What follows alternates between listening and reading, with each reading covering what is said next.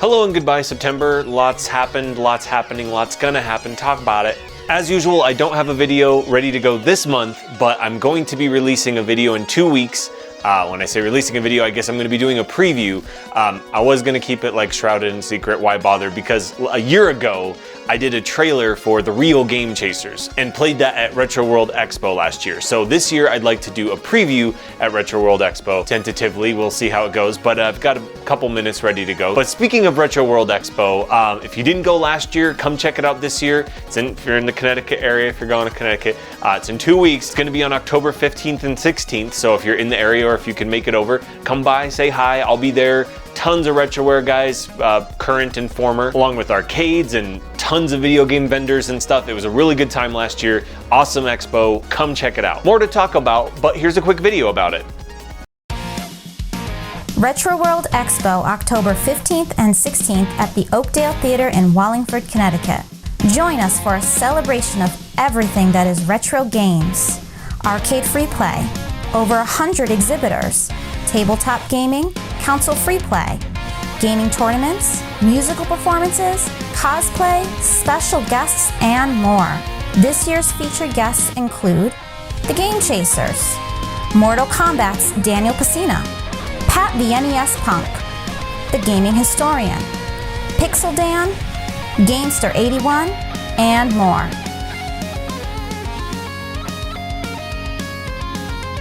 Musical performances by U-Bred Raptors, World is Square, Lane Genie, Radlib, and Epic Game Music. Retroworld Expo 2016 weekend and single day tickets on sale now. Kids under 8, get in free. Go to retroworldexpo.com to purchase your tickets now. In addition to the preview that I'm working on another project. It's a collaboration project that we hope to have ready in time for Retroworld Expo as well, but we'll see. I don't even have a back burner anymore. It's just completely just full pots and pans and crap everywhere. You guys know I am just backlogged to death of stuff that I'll do this and then I haven't done it. So I still intend to do everything I've said to do. It's just gonna take more time. So the next thing I wanna do, start working on now and hopefully get it done when I come back from Retroworld Expo, I'd like to do a video for Halloween. I'm thinking it'll probably not be like a review as I've done in the past, but it will be video game related and it will be Halloween-y. That's about all I can say right now because I'm not sure if I'll be able to pull it off in time, so probably best left at that. Podcast is still on my mind. I just was talking about it a little bit ago. I haven't done any research into it, to just be perfectly honest, because I've been busy with a whole bunch of other stuff. It is a priority. It's obviously not the highest priority, so I'm really working on getting the videos out first, and then when I have time, which of course, it's been nice to have these last 2 weeks taking it easy a little bit. 3-day weekends, working the 410s and that, but next week I start up another 5/8 kind of thing. So yeah, that'll be kind of draining and hopefully I'll be able to still get stuff done in time, at least for this and then the Halloween video. So more stuff on the way, but in the meantime, I've talked about it. It's just time. I'm gonna release my album. So album is out now. It should be. I'm going to upload it right after I get done recording this and it should already be up. I'll talk briefly about it. It's called Melancholic. It's a real dumb name and there's a reason for that. So there's the album artwork that I made. So this album's 100% me, made all the music, made the artwork and stuff. So for better or worse, there I am. Still doing it under the Plasta and Skizzle moniker, which is just super stupid. So I'm just kind of saying PS instead. And I don't know, there's probably a million bands with that on there. So I don't know, whatever. It's all real dumb. It's just a name for, hey, how you can find my stuff. And the name's not important at all. But anyway, the melancholic part, I suppose, is somewhat important because it's kind of a joke and not a joke. I guess the album itself is kind of split in half. It's like the first half of it's like happy, yay kind of sounding stuff, and the second half's kind of heavy, kind of sad sounding stuff. So the reason for the title Melancholic is because I have had a lot of people listen to my music, you know, friends and family and stuff, and they listen, oh, it sounds like a nice happy track, and I'm just like, I thought this track sounded really sad, but I don't know. I guess it's a matter of perspective, you know. Two different people could look at the same thing and have two different thoughts about it. Totally fine, but it seems to be pretty consistent. So maybe I'm just not good at making music, which is a possibility. But I guess It's kind of a joke name in a way because, you know, it's like melancholic is the word, but I just thought I'd make it into 2 goofy words instead. So it seems like on the surface like melancholic, that's kind of funny, but it's actually kind of sad. Some of like the last half at least. So anyway, I guess it's kind of split between those 2 things.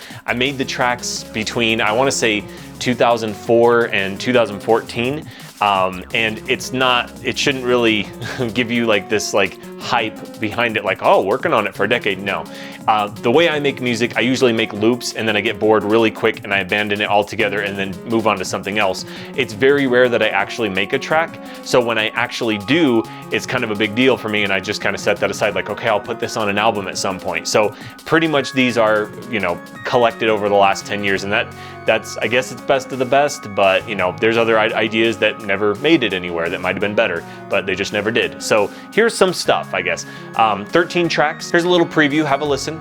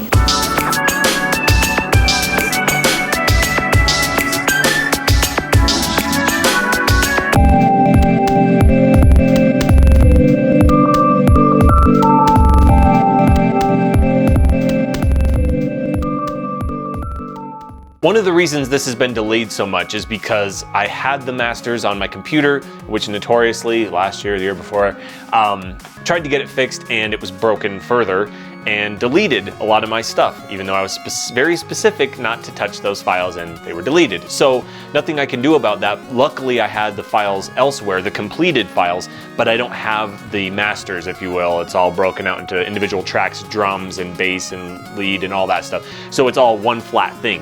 So unfortunately I was never able to master them properly, so I did the best with what I could and it still did not sound very good. So any attempts to master it have failed, and I really appreciate the help that I've gotten from Ben, producer Snafu. We were looking at it and it is just kind of a hopeless thing because it is flattened. So once you've gone that far, you can't go back. On that note, if you're gonna listen to it, please watch your ears. I know I'm gonna sound like an old adult here, just but be careful with your ears because it is actually too loud probably. I guess the quality of the sound. So very bassy, very loud. I mean, it's right there before it peaks. I mean, it's all at the top. If you look at it, the waveform is like a block of noise. So that's not good, and that's not how it should sound. But you can turn the volume knob down maybe 2 clicks down from what you're used to listening to, and then it'll probably be okay. But I just left it as is, and you can do with it as you will. But just a warning, don't want you to hurt your ears, but it is not the best quality, unfortunately. So have a listen, lo-fi, enjoy. The album is in the links below. It's on Bandcamp. You can pay what you want, which could be as low as $0. You don't have to pay anything, but $0, done. You can just download it for free. If you want to kick some money, that's totally fine. It's up to you. Pay what you want. Maybe have a listen before you give me some money. Just make sure you like it before you pay for it. So I guess, like I said, the first half just kind of like the more upbeat, and then it just kind of takes a pretty sharp turn around track 7 and just kind of downhill from there on a emotional level. So, you know, this just kind of documents, I suppose, the ups and downs of 10 years of my life. So, you know, kind of a personal album, I suppose, you know, silly as it is, but hopefully you like it. It's got, you know, some video game sounding tracks, if I can tie it into what everyone's probably here for, especially track number 4. It's way super loud. Power to the full, it is insane, and it's like to the full is crazy loud. But anyway, it is very video gamey, so some of it is, some of it's not. So if you like music that is electronic and somewhat experimental in form, I suppose, have a listen. Hope you like it. B-side album is also on the way. There's a lot of stuff that just didn't really kind of fit in. Some of the tracks weren't as complete and that kind of thing, and they didn't quite fit the theme as well. So I'm going to release that, and it will have a similar theme, you know, kind of a night and day kind of thing going on. But a lot of those tracks on this B-side album will be with me and Ben, producer Snafu. So kind of a collaboration sort of. It's kind of a compilation of ones you've probably already heard. I was also thinking of just releasing a whole bunch of my old stuff, just put it up there. Maybe SoundCloud would be a better place for that, because I'm not trying to probably sell those tracks. It's just like, here's a bunch of old stuff I did. If anyone's interested in that, I don't know, let me know. And if I should just pass, I can do that as well. So anyway, there's what I've done this month. I'm still working on stuff, just to let you know, don't lose faith in me. I'm still trying. Been kind of in a funk lately. It's been kind of hard to get motivated and get stuff done, so apologies for that. But I've also been very busy, so hang with me. I'll get there maybe at some point. Sorry about it. So vlog stuff this month, I ran the 10K successfully. It was supposed to be, me and my coworker had kind of a friendly bet going on, and I was able to win.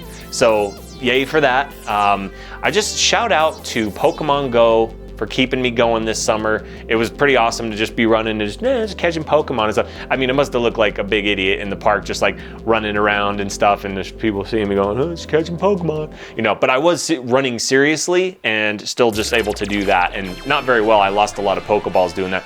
But it is good to keep your mind off of it, because running is kind of torture sometimes. I mean, especially when you start out, but once you get used to it, you get a lot better, and it's surprising. Like when I started, running for a minute was like, holy cow, how am I going to be able to do this? And then by the end, I was able to run for an hour without stopping at all.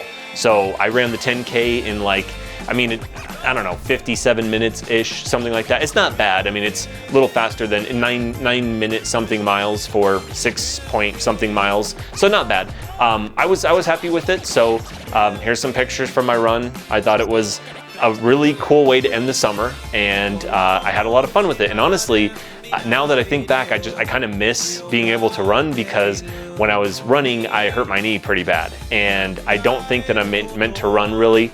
My body's kind of not cut out for that. Obviously, I had the 2 hernias from working out and stuff. Every time I try stuff, I feel like I just get squashed. But anyway, running has taken a toll on my knees, and now I think I probably should stop running just for the sake of future Eric's knees. Still need to do something to stay active, trying to get back into working out, but I've been too busy. Also, shout out to Tofu Beats for keeping me motivated with that upbeat music.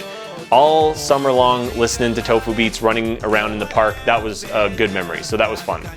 Good way to remember the summer. As far as these vlogs are concerned, I'm considering this for the rest of the year. I might try something out. Let me know how you feel about it, because I can cut it back.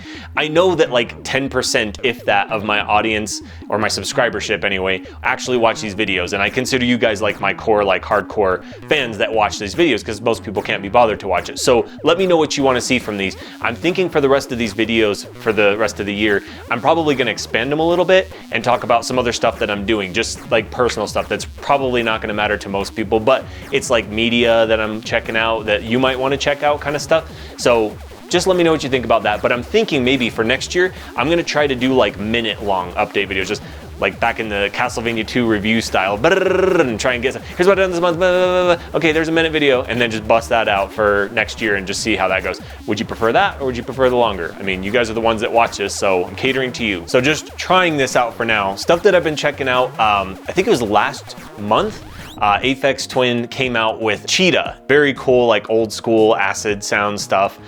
He actually had, it's the first official Aphex Twin music video for like 15 years, I want to say. I think that's right, maybe more than that. And he had it done by a 12-year-old who's just a fan of his music, who had done music videos based on his music in the past. So that was really cool. I'll put that in the links as well. Just crazy that he did that. And also, Mike and Rich got re-released. So Mike and Rich, it's a collaboration of Aphex Twin, aka Richard D. James. So Rich and Mike Paradinas of Musique. I say Musique, I'm not sure how to say it. It's the symbol for mu-ziq. Musique. Someone said musique to differentiate it for me, and that always made sense, because what you listen to? Music? Well, everyone listens to music. No, musique to differentiate, I suppose. So anyway, these two brilliant experimental electronic musicians, their minds came together in like 94 or something, and they released an awesome album. It's like a electronic experimental, like kind of easy listening sort of thing. Nothing had been done like that at the time. They re-released it, remastered it. Some of it sounds quite different. And they also added like 6 tracks on a second disc. So whenever it comes, it's so weird when I buy music nowadays, I never think to buy a physical copy until it's Aphex Twin or someone really big like that. I always buy the digital copies of everything, but it's like, oh, an Aphex Twin album's come. I better pre-order it so I can get it. I don't even think about like downloading it. I have to have the physical media. So anyway, I got the Mike and Rich album. Very cool. On the extra 6 tracks, there's a couple cool tracks on there, but none of them really touch on the first CD that that you already are familiar with, if you know that. So if you like stuff, it's kind of jazzy, it's kind of easy listening kind of sounding stuff, but based on who's doing it, Aphex Twin, it's pretty harsh still. So it's just kind of like a slower tempo and kind of experimental stuff. There's a track that's like 7/4 time, which is something that he usually doesn't do. So anyway, have a peep if you're interested in that kind of thing. Link in the description. Also, Aphex Twin announced that he's going to Houston in December, which I've never ever been able to see him live, and he has been to Colorado before, but way back. I don't even know if I was aware of him at the time that he came out, because I mean, I've been a fan of his since '97, of course, when the Come to Daddy music video came out, like most people probably. But I mean, it blew my mind when I first saw that. I'll link that down. That's a great Halloween video. If you've never seen that, watch that for Halloween. That'll blow you away. Even, what is it, 20 years later almost? Goodness, it'll still blow you away. Freaking ridiculous. But anyway, he hasn't been to the US for like 8 years or something like that. He hasn't been for 8 years, and this is his first live concert since, I think he did Coachella or something like that. In any case, he's not got any plans to do any other live tours, so who knows, maybe this will be the last time I could go out and see him live. So I even said, like, if I saw him touring in Europe, I'd probably fly out there just to see him, because 2 years ago, I went for the Cyro listening party in LA and he wasn't even there. So I mean, if I would pay to go do that, of course I'm going to pay to go to Houston. So I'm going to go with Buddy Bramman, coworker, Brandon coworker. We're gonna go out there and check that out. It's like a 3-day music festival. It's in an abandoned, an abandoned post office. Seems like a legal rave or something like that. It's like half art exhibition with like light show stuff going on, and then half crazy shows like big names like Aphex Twin, Square Pusher's gonna be there, Bjork, and just so many others those are like the common names that you see. Like there's tons of people there that it's too big to see. I'll put a link about it. So stuff I've been watching lately, I watched the last season of Bojack Horseman on Netflix, and the season 3, it just kicks you in the gut. And I was just watching, I was like, holy cow, it's really heavy. And I saw something at the end that led me to believe that I had missed something. No spoilers, don't worry. But I was like, what was that about? And then I was like, I think I have to watch it again. So I actually watched the entire thing again. Obviously, that was not time well spent as far as getting projects done. But like I said, I've just had a hard time with motivation lately. So I've just been like, okay, if I'm not getting anything done, I might as well watch something. So I've watched the entire Bojack Horseman season again from, episode 1, season 1 to the end of season 3, which was actually really cool. And I'd seen some things that I hadn't seen before. I guess I probably should start by saying Bojack Horseman is basically if Danny Tanner, Bob Saget, at the end of Full House had never done anything else after that and just kind of was like star that completely fell off. I mean, it's not based on him literally, but it is kind of like Bob Saget's done shows and stuff like that. But like if nothing ever happened to him afterwards and he was just this burnt out star that was like strung out on drugs and alcohol, super depressed, self-loathing, horse, that would be this show. So it's kind of starts, like him trying to rebuild his career kind of thing. It's like he hasn't done anything for 20 years basically. And so he's just kind of like trying to get things going again. And so the trials and tribulations of this horse include, a lot of ridiculous stuff and some really heavy stuff. It starts out like so goofy, and it's in this really weird world where there's anthropomorphic, I think is the word, anthropomorphic animal people animals, like Bojack Horseman himself. And it's never really directly addressed, like, it's just that's the world that they're in, and there's no real animals, there's just animal people and people, and they live together, and the animal people have the habits of that animal. So it's pretty funny. But when you're watching the first season, a lot of people fall off right away because it's kind of like, this is kind of like it's silly and it's kind of funny and stuff, but whatever. And a lot of people pass on it. But I would say if you can stick it through the first, get through the first season, it starts to get a little bit dark towards the end of the first season, and it's pretty heavy. So if you're into that kind of stuff, which obviously I am, I was watching it, I was just like, oh my gosh, it's just like, it's pretty heavy. And it just gets heavier as you kind of go on. You're just like, man, this is like, for a cartoon, this is getting really deep, I mean, it does start like some goofy cartoon show. You're just like, here's another whatever, name a cartoon kind of thing, like a American cartoon. Okay, it's a goofy thing. But it gets a lot deeper than that. And it deals with a lot of, mental health issues and that kind of stuff. And it's just like, dang, that's actually, something you don't see a lot in shows. So it's very cool. Check it out. Anyway, I'm not like some expert critic or someone who's able to speak very well about these things. Obviously, I was tripping over my words like crazy. That's a little taste of what I kind of wanted to do for the rest of the year, maybe. And if not, just let me know. I will stop immediately. And if you want me to start doing the minute-long ones, I could do that too. So I could just do whatever. Let me know. Comments below. Back to video games. I beat Inside. That game's freaking awesome. It gets so crazy. I don't want to give any spoilers out, but it gets really freaking weird and very, very cool. Some people have complained that the game plays itself, I heard someone say, and I was just like, you know what? I think that that's a ridiculous argument, because you do have to figure stuff out. Maybe it's not the most difficult puzzles in the world, but some stuff stumped me for a little bit. So I would just say, anyway, if you like Limbo, you will like this game. Peep it out. Dark puzzle, platforming, action adventure game. I also started, I have to read this, Megamagic Wizards of the Neon Age. It's a PC game, and it's like an action RPG. Is it action RPG? What is it? It's an action RPG. I think it's in the vein of what, Shadowrun? Is that the game? I'm terrible with that kind of stuff because I am not into those kinds of games. And the only reason I picked this game up, because strike one for me, it's PC game, and I'm just really not that into PC games because I'm not technical and buzz. The other strike against it is it's an action RPG, a Western action RPG, which to me is just like the mark of death, because I'm not really into those kinds of games. But I picked it up because the artist that made the music for it is Mitch Murder, and I love me some Mitch Murder. It's the only reason I checked it out. And actually the game's pretty cool. I haven't gotten very far in it, but I love the music, of course. Bought the soundtrack before I actually, picked up the game, but it's awesome. Have a peep if you like that kind of thing, link in the description. I picked up one game, Shooter Starfighter Sandvane. I don't know what it is.